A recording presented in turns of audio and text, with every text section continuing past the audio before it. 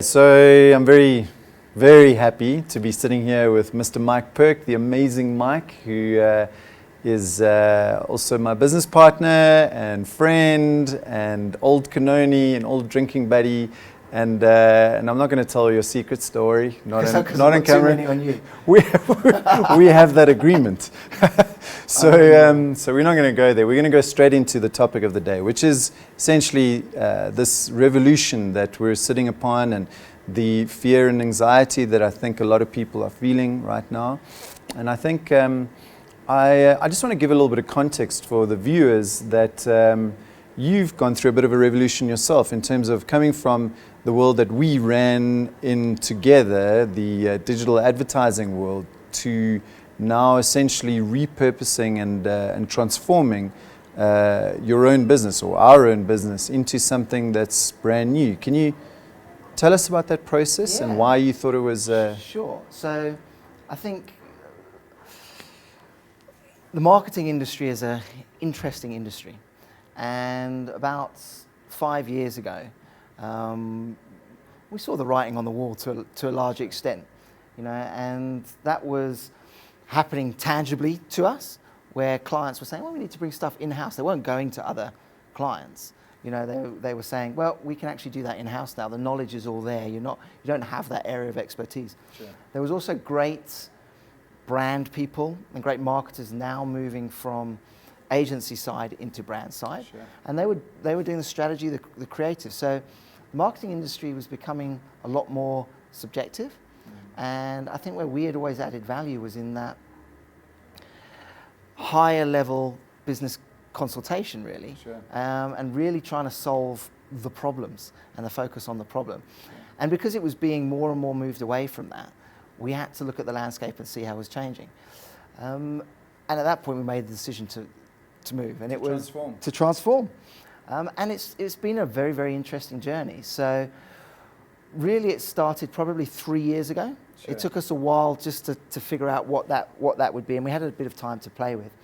And then we knew that we needed to become an advisory, a consultancy, as opposed to an executor of work. Which is quite meta, right? So you went through this transformation process yourself whilst becoming an agency that helps people transform. It was great, really. It started off when we started to look at the Simon Sinek why. What is the purpose? And you can't really, as a business owner, look at the purpose of your organization without looking at the purpose of yourself. Sure. And what drives you. Sure. And I think a lot of that self-reflection led to me having a very real clarity, really, as to my objective in life, my purpose in life is to help others realize their potential. Now that could have manifested itself in 1,000,001 different ways. Sure. We just chose to look at where we had a competitive advantage, where we could still add value, where were the gaps in the marketplace, and with that purpose at the core, start to transform the organization. The difficult thing was we knew that we were going to go from a 80-person company to inevitably it was going to be somewhere between 5 or 10 people, you know what I mean? Yeah. So telling that story and taking your team through that journey, because you can't hide it, you've got to be transparent. Yeah. We walk as we preach, and we painted this picture, and we had to take the team on quite a long journey of understanding and get their input and get their feeling, and that helped to craft. So although we had an idea of what we wanted to be, the 3-year journey was one of transversing towards that and working with the people in the organization in order to get there. And at the right times, people dropped off, but they were so committed to that final getting there. And they knew that they might not even be part of it, but it was that fun, the energy that took to get there that they stayed with us. Sure. And I think that's what's been, that in terms of our own personal journey, has been phenomenal, and a lot of learning from that. What's fascinating to me is that whole, it's heavy chef, right? You're eating your own food, and I think the idea, you're responding to this revolution. There's a revolution, within digital advertising, of everything becoming commoditized, and the very industry that we were within became something that people could really do themselves. So it was first of all, it was an honor to watch how you did that with such grace and expertise, and allowed so and many fear and worry and all those other things. Okay, that we won't come talk with about that it, hey? on camera. No, I know, and I think that's the fascinating thing is that you manage to lead all these people and be able to transplant these teams into the clients' teams and be able to really reshape a whole company into what it is now, which obviously is now starting to see that growth curve again, and it's and to be frank, you look a lot happier as well. I mean, you're starting to really kind of shine. Your mojo, I saw you on stage, and the way you are projecting this message of transformation, and very particularly, I want to get to that singular message. Obviously, now that you've been through it yourself, and that you have this conviction that you know it can work, what are the key tenets that you teach the clients that you work with? So maybe I can answer the question in a slightly different way, but still get it. So rather than those because we preach about future fit leadership, and we have particular tenets that we've seen from research that leaders show in the way in which they behave, the way in which they live. But actually, I think the biggest thing for us, reflecting on it, is the framing of that transformational journey. Sure. And I see it a lot with the people that we talk to and the leaders that we talk to, is that they are so caught up with the disruption.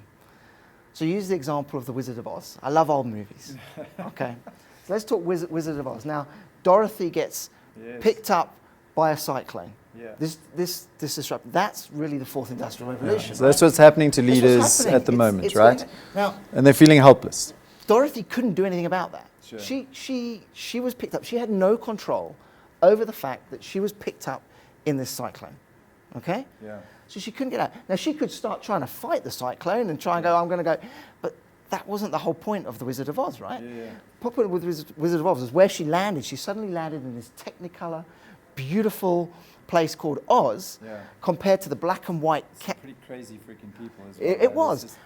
But that's what the story was. The story wasn't about the technology. It wasn't about this disruption. It was about her journey. It was the challenges that she went through. It was about the people that she met, how she worked with those people to try and achieve an ultimate objective. Sure. And I think that's what a lot of leaders aren't getting, is they're focused so much on the technology, they're focused so much on this fact that there is disruption, that they're forgetting that this is a journey.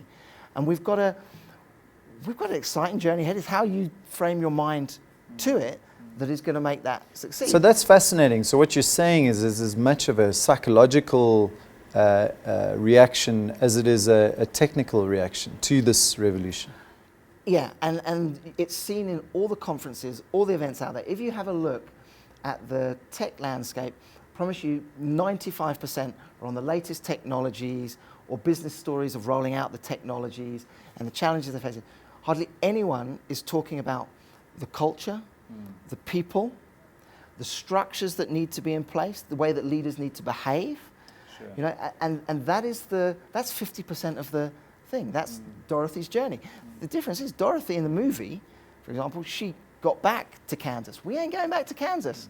It's like the original book from 1900. So just on that note, I mean, I think with regards to this change and the revolution and all that sort of thing, what are your top pieces of advice just to kind of leave with in terms of speaking to the viewer and particularly the leaders out there, the project managers, the leaders, the ones who are like you had to go through this period of transformation and lead a team.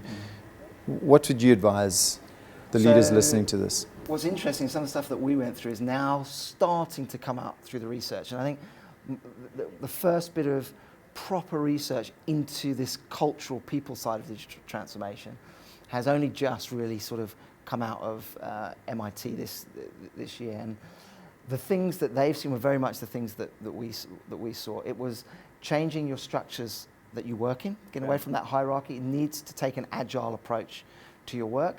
It's about increasing adaptability. Okay. You have to get away from this fear of failure. And that's then developing learning cultures. It's about bringing in greater collaboration. And from a leadership perspective, one core thing is direction. And that hasn't changed. That hasn't changed from 1950 to to now. But I think the difference is What do the way in you which mean by that? Sorry, the direction as in knowing which direction that you are going. Painting, being able to paint that picture of potential. Okay, got it. Being able to tell a story so that when your staff close their eyes and listen to it, they can go, I see what we can become. This is what we do. And you might not know, the leader's not, in the past they were expected to map out the routes, put that strategy in place. It's about setting such a great picture that it resonates emotively, that it aligns with purpose, with the people that are there. You know? And they will then find that route. It's being able to dissolve that power down is another big thing. You know, from leaders to be able, and that's what Agile's about really, to allow those people to, if they know they're going for that goal, it's getting them there. And those are the sort of things that are now being seen to be proven are the difference between the digitally mature organizations and those that are lagging. In closing, Mike, any resources or books or online sites or any kind of direction for viewers, just what they should watch? My favourite books, the old Faithful Leading Digital is a great one, sets the good tone for that. The one that everyone should try and read now is The Technology Fallacy. By Gerald Kane and a few of the other guys. That's the MIT research. And it's such an easy book to read.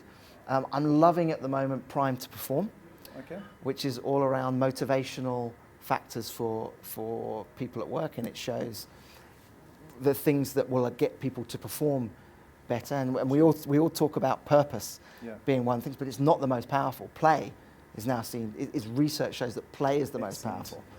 You know what I mean? Which is great for a playful guy. I think that is around the whole time. Yeah, so, you know, sounds just like my kind of company. Perfect. You know, and potential is the other one. So yeah, Prime to Perform, Leading Digital, and The Technology Fallacy. Potential is a book, right? What are you saying? No, potential is one of the motivations. Oh, okay, gotcha. Okay, well, we'll put all this in the show notes and link it up. And Mike, thank you for your contribution and your participation in Heavy Chef. Tonight's going to be And you've given me epic. a story. I'm going to talk about with the boss now, because I was thinking about how am I going to introduce everything. I've got my intro, so thank you. Excellent. Cheers, brother. Nice one.